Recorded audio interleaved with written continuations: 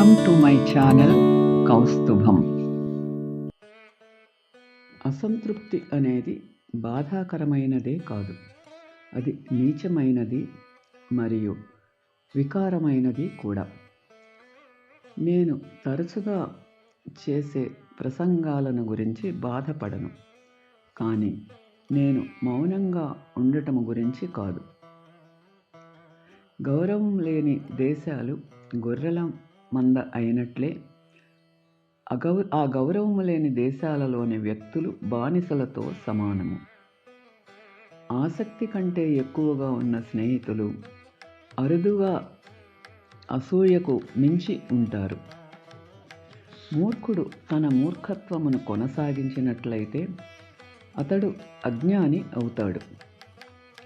మనము చేసే మంచి ఆలోచనలు, వాటిని మనము మరిచిపోయినా అవి నశించవు.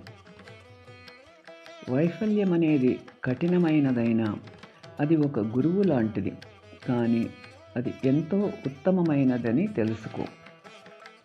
మనము ఎంతకాలము జీవించాము అన్నది ముఖ్యం కాదు, ఎంత బాగా జీవించాము అన్నదే ముఖ్యం.